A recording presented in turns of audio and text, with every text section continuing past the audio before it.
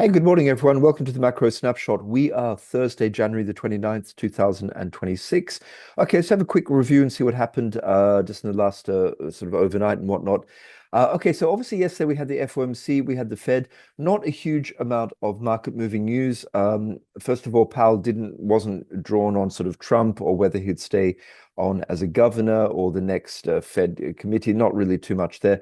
What we did get in the statement, I would say, is a slightly hawkish, slightly upbeat repositioning in terms of their view of the economy. And we can just look at some of the changes in the statement here. In terms of economic activity, they rather than expanding at a moderate pace, it was a solid pace. So they believe that economic activity has picked up and is a bit stronger. In terms of job gains, instead of saying they slowed, they said they remained low. So it's almost like the bottoming out, but still, the job gains remained low.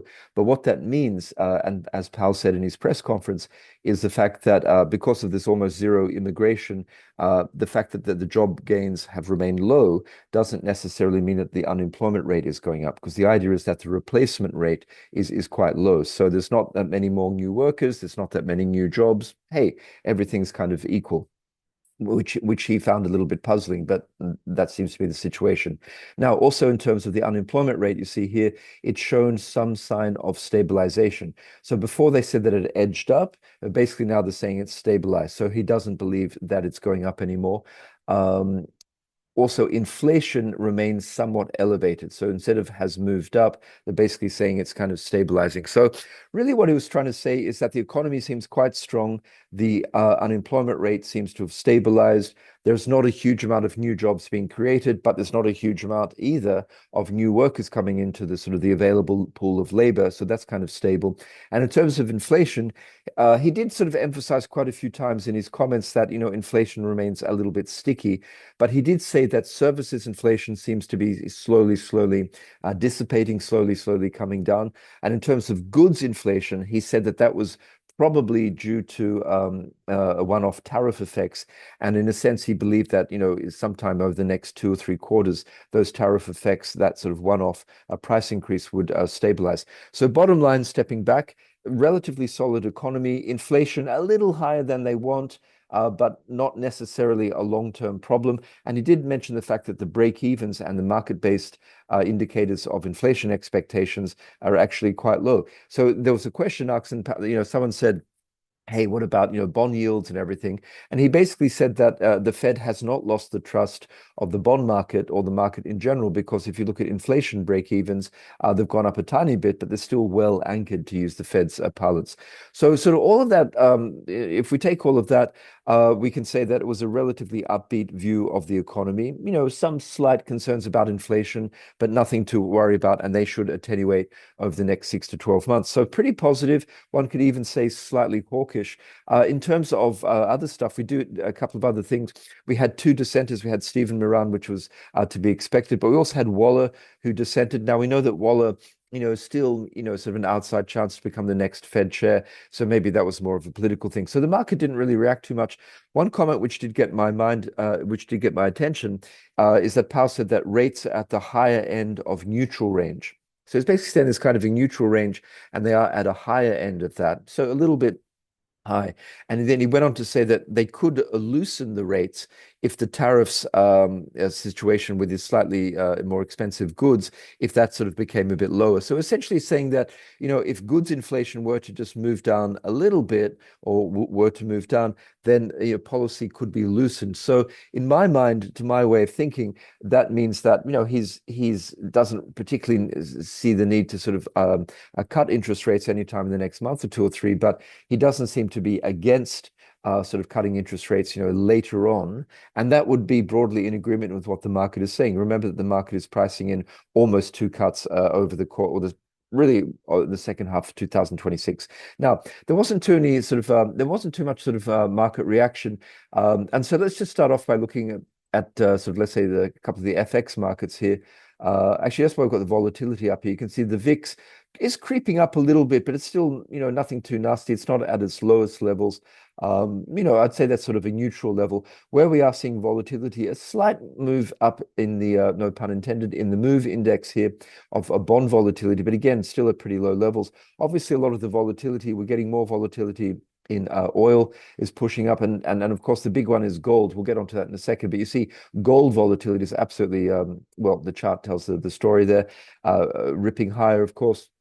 And silver volatility also very, very elevated. So we're getting sort of volatility really not so much in the equity and the bond space, but much more so in the sort of commodity space. Now, if we look at the dollar, so just from a technical perspective, we can see here that the dollar, there was a sort of a triple bottom here around about the 96.2 level. Now that broke down on that, the Trump comments on Tuesday. So a couple of things, as I said yesterday, we did get a slightly, let's call it a positive Fed. Maybe the word hawkish is a bit strong, but also possibly even more importantly, we had an intervention, a verbal intervention from Treasury Secretary Bessent in the morning, and he essentially said that the dollar index, the US dollar, a strong US dollar was the official policy of the US government. Now, that's typically what the Treasury Secretary says? Is that just boilerplate? Is that just sort of cliches? Maybe. But what was interesting for me was that he's, emphatically and specifically denied the fact that the U.S. Treasury had to intervene to sort of strengthen the yen and to weaken the US dollar. So he basically said that no, we didn't intervene in the yen. Okay, so that should strengthen the dollar. And you can see here that indeed we have had a little bit of a bounce back. So really the question now is this going to be sort of seller's remorse here? And is this going to, it's going to fall again? So it's quite a critical 2 or 3 days because is that going to be considered an overextension and the dollar now consolidates around these levels? Possibly, on the back of a relatively hawkish Fed, on the back of the fact that the Treasury Secretary said they didn't intervene and they do want a strong dollar, and also on the fact that we have the data has been quite strong. And this morning, talking about data, we do have the initial jobless claims. They're expected, again, just to be around about 210,000, which indicates a very solid labor market, a very solid employment market. So the reality is that, the stocks are up, companies in general are doing quite well. The data is strong. Even the Fed's telling us that the economy is resilient. So at this point, should the dollar keep on weakening? Obviously, there's all kinds of talk about dollar debasement, et cetera, et cetera, et cetera. But the reality is, the economy is relatively robust. So the point is will the dollar, on the back of all of that stuff, consolidate sideways and maybe even have some kind of Fibonacci retrace? I don't know, maybe something like just sort of retrace, just even a basic fib retrace would get it back up to, let's say, 97 level. That could be on the cards. On the other hand, if the dollar cannot bounce here, if the dollar cannot bounce and cannot make even up to 97, as we saw on a basic sort of fib retrace, that would indicate some kind of structural change of mind and structural weakness. And we could see the dollar heading down maybe to the next level, down towards 94, something like that. Now, the other thing which was interesting, just grab some tea, is the euro. We have the European Central Bank, the ECB meeting coming up next week. Now, there's been quite a lot of talk. Obviously, the euro ripped higher above these sort of levels at about the 119.5 level. You can see here, pretty key level here, having a bit of a pause and just sort of pulling back just on the back of that sort of dollar consolidation. What is interesting, I want to show you a chart here, is this idea of the euro being sort of deflationary. And now, what do I mean by that? We've had a few ECB members coming out, and I think I mentioned this yesterday, basically saying, oh, the euro is getting, to a level where potentially it could be deflationary. Why deflationary? Because obviously, if you have a stronger euro, that means that anything being imported into the eurozone becomes a little bit more expensive for local consumers, and that's a bit of it becomes cheaper. Obviously, it becomes cheaper for local sort of consumers, which is deflationary. So there's sort of talk that maybe the ECB is being a bit too hawkish. Maybe the ECB needs to cut a little bit. Of course, as well, the other problem potentially for the ECB is that if the euro does strengthen too much, it's a problem for exporters because their goods obviously a little bit more expensive. So what's kind of interesting is this chart, which actually courtesy of Robin Brooks, is if you actually just look on the euro dollar cross rate, you see it's the white one here. And so for sure, has the euro dollar strengthened? Yes, it has. But what's actually important here is really the trade weighted. So if you look at the orange line here, which is the trade weighted sort of exchange rate. So that's basically looking at the euro exchange rate on a sort of proportional basis against all of the currencies of its trading partners. So this is a little bit more the real world implications of a strong euro in terms of trade competitiveness and whatnot. And what we do see there is that the euro on a trade weighted basis is actually very strong. So you can see here it's the strongest it's been since going back maybe sort of 15, 18 years or so, going back all the way to, it's well above levels of even, 2007, 2008. So it's very, very strong. So the point is, this is probably really the chart which is getting the attention of ECB members when they come out and say, maybe the euro is becoming a bit of a problem. It's potentially becoming deflationary and it's becoming a drag potentially on exporters' performances. So at this point, I don't know what we need to keep that in mind. And obviously, next Thursday we have the ECB. So if Lagarde does mention anything and draws attention to the overly strong euro, that could be obviously a signal here for sort of some euro selling. We'll keep an eye on that. So that's just something definitely to keep an eye on. In terms of some of the other currencies, we had the Bank of Canada yesterday. You see that USD CAD has fallen a lot. But again, we're starting to get some of these measured moves. We also have horizontal support at 135.7. And the measured moves, the Fibonacci measured moves are starting to be sort of achieved. But interestingly enough, the US dollar has not bounced against the CAD. So we had yesterday the Bank of Canada. They didn't do anything. And, essentially that was a fairly neutral meeting. So I'm not going to go into that in too much detail.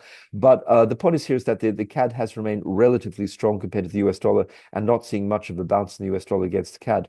For example, if we look at something like against the Japanese yen, you can see the US dollar has bounced a little bit. Now, talking about the Japanese yen, what is interesting, and for yen traders, USD JPY traders, tonight, I think it's about 7:30 Eastern, we do get the Tokyo CPI for the greater Tokyo area.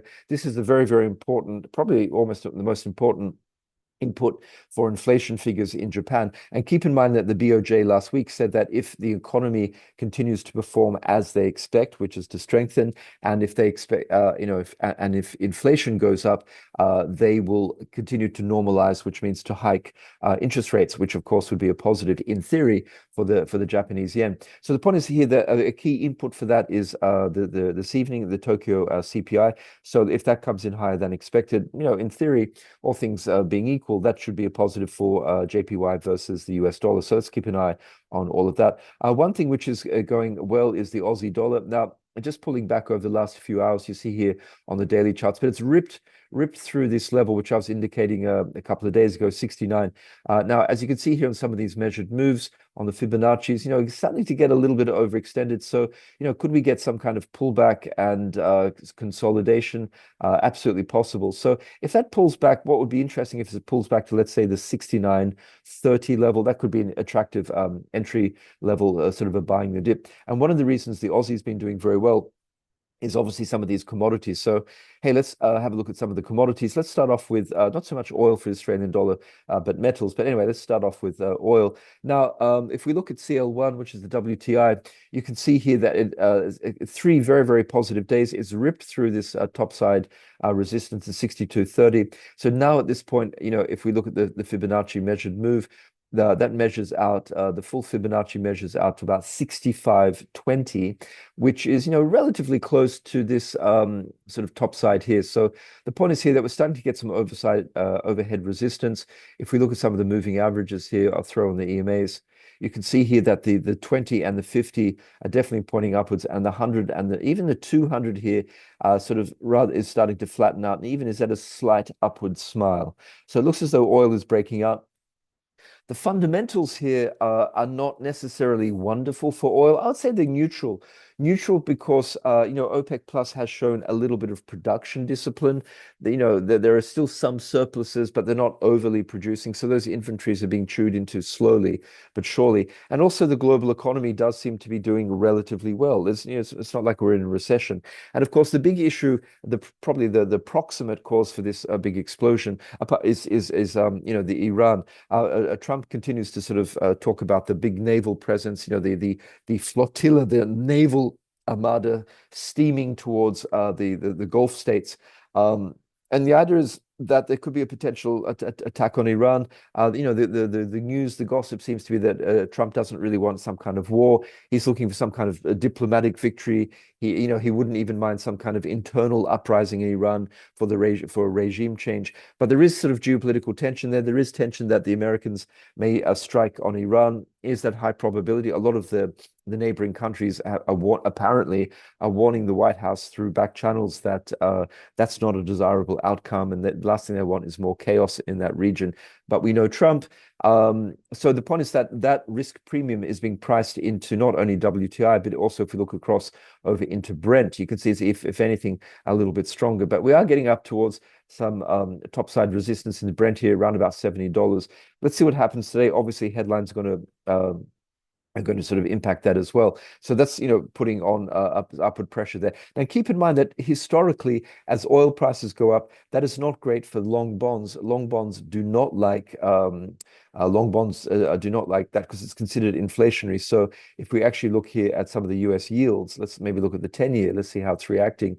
Not a huge spike, but just still sort of up a little bit. So let's just keep an eye on that, is the yields, because if commodity prices, but specifically sort of oil, really starts to rip a lot higher, that would be considered, at the margin, a bit inflationary. Now, of course, the other thing we need to be looking out for is our friend, the precious metals. Okay, what can we say here? We can say that first of all, just on the spot gold here, if we look at the sort of this Fibonacci extension, look at that. Isn't that a beautiful technical chart? Having a bit of pause at the 1.618 Fibonacci extension here, which is about 5,600 and let's call it $10. What can I say? I'm not going to say anything particularly intelligent here. Can this go up higher? Yes, it can. Anything's still possible. Is it oversold? Obviously, from the RSI stochastics, it's oversold. Gold does seem to be the adult in the room compared to, let's say, palladium or platinum or even silver. But the problem here, as I mentioned before, or when I say the problem, one of the factors, if we look at GVZ, which is gold volatility, it's skyrocketing. What does skyrocketing volatility means? It means spreads are wider, market makers are less sort of comfortable making a market, so taking liquidity, taking bids and offers. So, as I say, spreads are going out, less liquidity, so we're getting these outside moves. Also, when we have all of this volatility, CTA, so momentum trend following funds, vol targeting funds, and every single fund on the planet which holds gold, they pull back, they mechanically reduce their positions. I've worked in these companies, and what happens is that as volatility goes up every day mechanically on the algorithm, it scales back position sizing, even if you're on a winning run. So the point is, the fact that the gold price is going up, it doesn't mean necessarily that CTAs and whatnot are loading up. It means that they are actually reducing their position because of volatility targets too high. So the point I'm trying to make here is that there are all kinds of structural reasons for a bit of a pause. We also saw in terms of silver, if we have a look at that, we can see silver, is very, very strong. But again, if you look at some of these measured moves, just looking at the shorter dated one here, the measured moves are completed. Actually, it's going to be interesting. I might just do a longer term one. Where can we measure it from? I mean, it's a bit tricky here, but let's say something. There weren't even that many pullbacks. This is not great because this is a pretty shallow pullback here. But you see there, it's over, yeah. So very overextended. And what we're seeing here is that margins are going up, and that flows into ETFs. And if you look at the commitment of traders report, for example, as I just mentioned, a lot of the funds positioning is actually getting less. So it seems to me that, if we go sort of mechanically behind the scenes, a lot of these structural factors, the fuel for the rocket is actually being taken away a little bit. So I do expect there to be some consolidations. Now, the macro factors are still in place. If you like the debasement story, et cetera, et cetera. I mentioned yesterday that companies like Tether Holdings now apparently hold about 140 tons in their Swiss bunker in the Alps. So the point is, there is a lot of gold and silver being bought, but the reality is that I think we're due for a pullback. It's difficult to buy here. As I say, volatility is high. So if you want to be shorting, sure, why not? If you pick your levels, but you want to be probably buying sort of put spreads and taking advantage of the very, very expensive and juicy sort of implied volatility. Interesting. Anyway. Okay, the other thing though, which got the market's attention is copper, copper, copper, copper. Boom, a huge green candle. As you can see here, this has ripped higher than the recent highs. So very, very strong. You saw this Fibonacci retrace here, ripping higher. Now, again, this is an interesting one. Where could this go? So if we do, again, maybe sort of a Fibonacci extension just to look at some potential targets on the upside, you see that the measured move here, the first part of the measured move, the 0.618, has been achieved, but there is potential to go even all the way up to around about, let's say 6.8, something like that. That would 6.82 would be the full complete measured move. Now, do I expect this to pull back? Probably, but look at this. This is a nice uptrend. There's zero technical damage. This is a very positive chart. So you've always got to be careful to say, oh, it's overextended, RSIs, et cetera, et cetera. Everyone looks at those. But the problem is that with RSI in the 70s and the 80s and 85, markets can keep on extending. So if we have a look at that, let's look at a couple of things here in copper. You see, okay, are we outside the daily Bollinger Bands? Yes. Is that overextended? Yes. If we look at something like the RSI on the dailies, you can see here, it's actually not that bad. We're actually only at 70. So my point being that this looks a bit crazy, but it can definitely overextend. Like the RSI here is not at, sort of 80 or something. Before, when we're at these levels, we're at 75. And it can go up to, like 75 or 80. So the point is that it's not even that overextended at this point. Now, am I saying this is going to rip higher today? No, not necessarily. But, we could get a little consolidation and it could go higher. Now, if we had a consolidation, that would actually be a positive because the RSI would go down. So there could be a bit more fuel here. Now, copper is an interesting one. Obviously, we know structurally there's demand for copper. There's not enough copper being produced on a medium and long-term time frame. We know that copper is part of the electrification of the grid, AI, data center build out, electric vehicles, batteries, et cetera, et cetera. We get all of that kind of stuff. On the other hand, there is talk that there's a little too much surplus very short term in China. Who knows? There's some talk that in terms of the metals, we have the Chinese Lunar New Year coming up soon. There's some talk that people are front running sort of gold and silver and, getting sort of buying something. Also, same for copper, kind of front running, getting their supplies in, and maybe that demand for some of these metals, industrial and precious, will actually fall over the next week or so as the Chinese markets begin to prepare to close for the Lunar New Year over there. So that's an interesting one. I don't know how valid that is. One thing which I do know is interesting, and again, people who know me know that I'm not a huge sort of from a philosophical point of view about crypto, a mega bull. I just trade it sort of technically. What I would say here from a technical point of view is that this is very weak price action. Let's just say that. So if we put here on the EMAs here, this is all of the EMAs are pointing downwards. There was a little bit of a bounce, not sustained. There was another little bit of a bounce. You see on this sort of upward trend line here, rejected. There was every reason for BTC, with the dollar down, debasement trade, lack of central bank independence, blah, blah, blah, blah, blah. All of those big macro factors, or sort of, psychological factors in a sense, or philosophical factors.